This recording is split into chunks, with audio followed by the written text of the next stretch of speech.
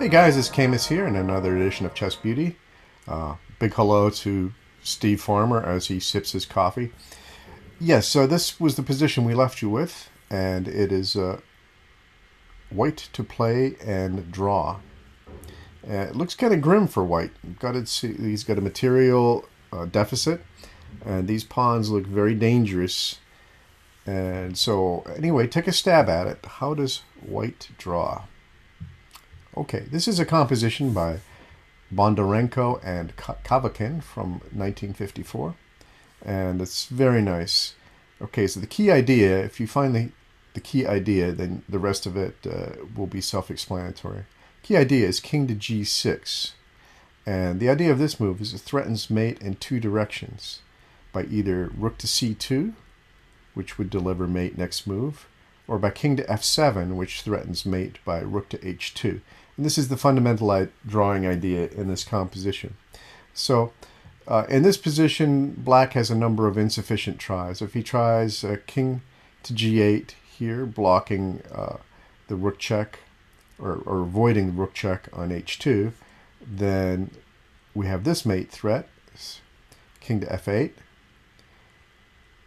only move, king to f6, renewing the threat, king to e8, king to e6, renewing the threat, king to d8, and now we can take the bishop.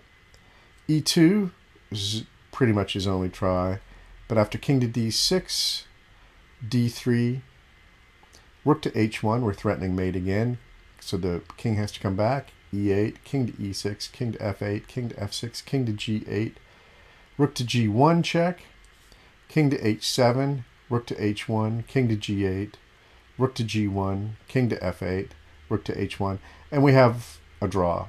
Okay, so after king g6, after one king g6, he can try bishop to d2, blocking the rook in one of the directions.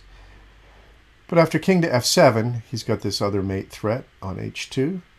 So king to h7, rook to h2, it's unavoidable. Also, after king to g6, he can try bishop to a3. This doesn't work either. Rook to c2, mate threatened. d3, rook to c8 is checkmate. Okay, so after the key move, king to g6, black's best try is d3, just going for it. Now rook to a2, and he's directly threatening mate, so the only way to block it is bishop to a3. And now here's the second key move that you need to find, which is king to f7.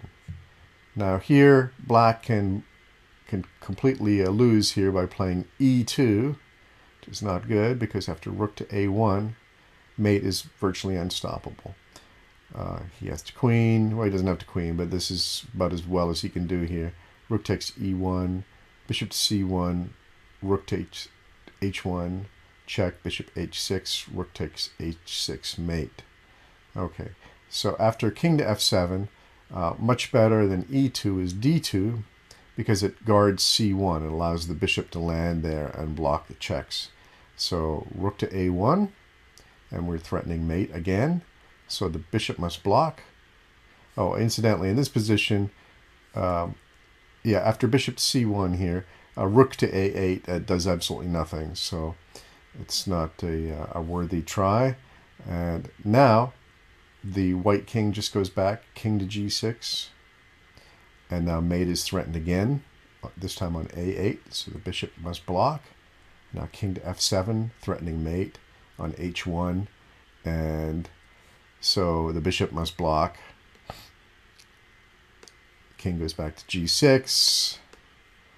And the bishop must block. So a very interesting draw here, talking about pulling the rabbit out of the hat. All right, so now the next position we'll look at is, this is white to play and win, which again seems rather unlikely, given the material imbalance, and also black has an advanced pawn here that could be an issue. So check it out, see what you come up with for the winning idea for white in this position, and we'll see you on the next Chess Beauty. Thanks for watching.